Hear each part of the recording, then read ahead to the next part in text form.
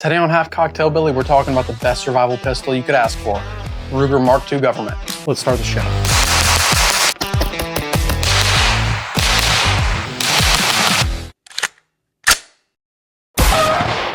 If you've ever remembered to put your shooting protection on after you started shooting, go ahead and hit that like button. Hi y'all, my name is Half-Cocked Hilbilly, and today I want to talk about my Survive Anything pistol, the Ruger Government Target Model.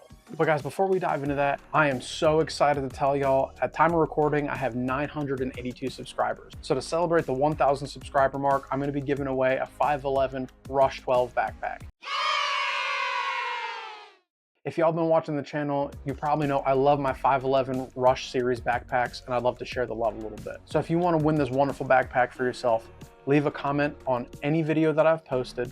Make sure you like said video, and also make sure that you're subscribed. Now, if you also want to head over to my Instagram page, which the link's in the bio, anything that I post on there too is fair game. Just make sure you also follow my Instagram page. I'm going to announce the winner on this backpack on the video that's going to drop on Sunday, November 2nd. Thank you so much for watching my videos. It means the whole world, and hopefully you'll stick with me for the long run. With that being said, let's explore why my 22 long rifle is probably one of the best survival pistols you could ask for. All guns shown in this video have been unloaded while not at the firing range. I have two reasons why I'd pack a 22 pistol instead of a centerfire one in the apocalypse or even in a survival situation. Reason number one is it's incredibly shootable. Most pistol calibers suck, and they're incredibly reliant on shot placement. The pistol that I shoot more than any other handgun that I have combined is going to be my 22. Not only is it easy to find ammo, but the ammo is leaps and bounds more affordable than centerfire ammo, even in today's market. The second is, while this pistol may not be lightweight, the ammo is. This box 22 holds 325 rounds, and that would sit really nicely in your backpack. And even if you couldn't bring a box of bulk ammo, these 100 round boxes of CCI mini mags are about the size of a Glock magazine. If you just grab a couple of those, even in their packaging, they're really easy to store. And secret option 3, if it was the apocalypse, I'd probably just throw this in my backpack. But with that being said, before we head to the range, I just want to talk about my gun real quick. So this is a Ruger Mark II Government Target Model. In the 80s, Ruger was contracted by the US government to produce pistols for their shooting team. Because these performed so well, they also manufactured a civilian version called the Government Target Model. What makes this specific pistol the Mark II Government Target Model is a 6 7/8 inch bull barrel, upgraded iron sights, improved accuracy, and an improved trigger. This pistol is meant to squeeze the most accuracy out of the 22 long rifle while being the easiest to shoot. While this gun was made in the 80s and it is a Mark II, it's still compatible with Ruger Mark IV magazines. All right guys, before we head to the range here, leave a comment down below. Let me know what your favorite 22 long rifle pistol is. All right, also for today's range footage, we're going to be using Federal 40 grain auto match. That's 22 long rifle. It's what you're going to find in most big box stores.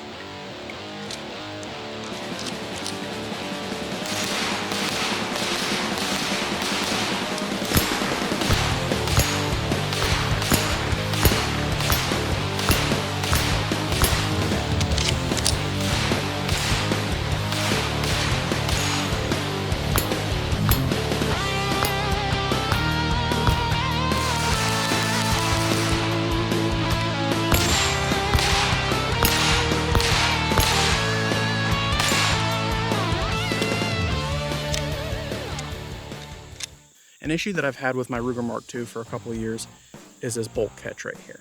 I think it's just a combination of the size of my hands and how I hold the gun. I don't know about y'all's experience, but for me, the way I grip and shoot this gun, my thumbs just hold this bolt catch down, so I really don't get a lot of last shot hold open. But if I shoot the gun one-handed or with my left hand, last shot hold open does function. Let me show you on camera.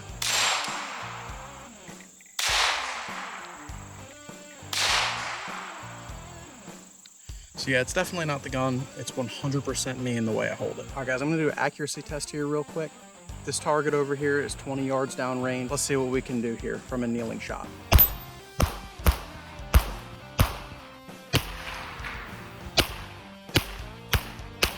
Now, a quick data point for this accuracy testing. A couple years ago, I was writing one of my first reviews for the Smith & Wesson Model 317. It's a 3-inch J-frame chambered in 22 long rifle. And it too preferred your standard velocity 40 grain ammo. I don't know why. Both pistols, which are opposite ends of the spectrum, preferred the slower ammunition. But anyway, let's get back to the range. All right, y'all, so for my next target here, I'm gonna be shooting at this steel target. It's about 3 by 4 inches and it's at 75 yards. So let's see what kind of work I can do with this pistol, which is your standard target ammo.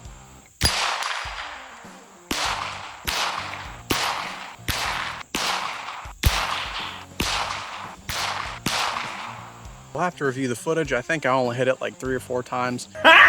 But I did hit it the first time, which is the one that counts. Now first we got to do some ballistics here because we are half-cocked hillbillies and it's fun to see stuff explode. So first thing I'm going to hit these cans with is going to be that Federal Auto Match 40 grain ammo. Let's see how it does here.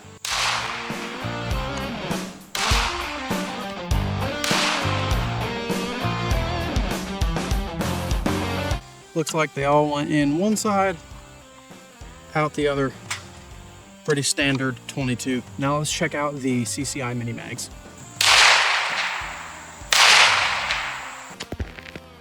Well, looks like we got a 2-for-1 on that one.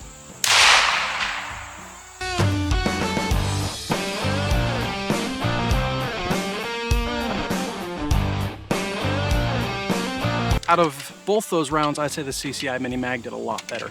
If I had to choose one for any actual use other than target shooting, CCI mini mag is hard to argue with, and it's been that way my whole life. A few weeks ago, I did a video on why the Ruger 10/22 is the best survival rifle out there. And in that, 22 long rifle performs excellently. And it still does out of this pistol, but while this pistol is really accurate, it's still not gonna outperform the rifle. So here, as shown earlier, is my Ruger 10/22 at 50 yards. As you just saw, my 20-yard grouping was nowhere near that. So that's one thing to keep in mind when it comes to a pistol. Now let's weigh the pros and cons if you were to actually take this pistol in a survival situation. So we're going to start with the cons just because I do believe this gun deserves to end on a good note. First is this gun's real heavy, and it's especially front heavy. When I was doing my accuracy tests and I was having to hold that gun up real steady for a long period of time, it did get heavy, especially when I was trying to focus on my trigger pull. If you did rest this pistol, it would be way easier to shoot, but it is a handgun, so most of the time you're shooting offhand. 10-round magazines that they come with are very antiquated. We're seeing companies such as SIG, Kel-Tec, and Taurus come out with true high-capacity 22 long rifle magazines that work. While these magazines are plentiful, easy to find, and they do work, it would be nice if they made a 15 or 20-round magazine. Because when you're having fun plinking around, that 10 rounds goes real fast. The next thing that I don't like about this gun is the heel style magazine release. It is supposed to be a silhouette and target pistol, so that's not as big of a deal, but this is a much slower loading technique, especially if you're in the field, if you're wearing gloves or you're having malfunctions. Ruger has updated their design. The new Mark IVs do have your standard magazine release right here. And lastly, of course, iron sights are challenging to use in the distance. While they do work, they do tend to obscure the target a little bit. It would be nice if there was a way to mount a red dot or a scope on this pistol. Now let's go over why I would choose this in a survival situation. Magazines and spare parts should theoretically be easier to find than other types of 22 pistols. While the iron sights are difficult to use out to range, 50 yards and in, these are wonderful. If you take your time and do the work, they are dead on. Now speaking of ease of shooting, this trigger is phenomenal. I don't really know what the pull weight is on it, but it's light and it's incredibly crisp and the reset is fast. Just like it was designed to do, anyone can shoot this pistol. In fact, if you're teaching someone how to shoot a handgun, this is definitely a top contender. Another pro to this pistol is not only is it absolutely gorgeous, but the build quality is fantastic. Typical Ruger. There's no noticeable machine marks, everything is smooth, and the barrel's cold hammer forged. So this will last many lifetimes if you take care of it. And finally, this pistol will eat any ammo you put through it. From the Remington bucket of bullets all the way up to CCI mini mags or any of the fancy stuff that you could find, I've never had a reliability issue. I cannot count how many rounds I've put through this since I was a kid. Just a side note for survival purposes here. While these do work, they work until they get dirty. 22 long rifle ammunition is absolutely filthy. It's not a big deal. You just got to make sure that after about every 1,000 rounds or so, you give your gun a good deep cleaning. So final thoughts here, you don't necessarily need this specific pistol, but if you're serious about survival, prepping, or just shooting in general, you absolutely need a 22 pistol. 22 is not only cheap to shoot, but it's a low pressure round, which means if you get a quality 22, you're never gonna outshoot it. The kind of 22 that you choose is totally up to you,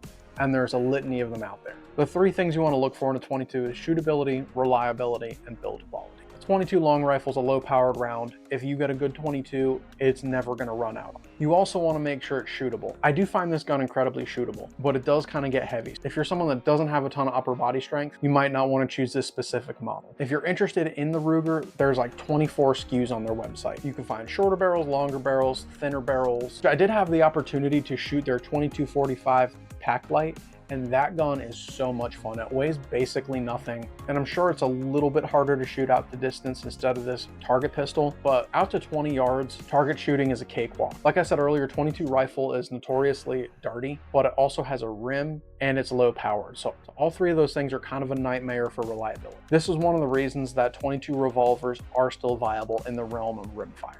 If you have a speed loader, your reloads aren't going to be as fast. However, you do have double strike capability. If your unreliable ammo misfires, you can just squeeze the trigger again on that same round.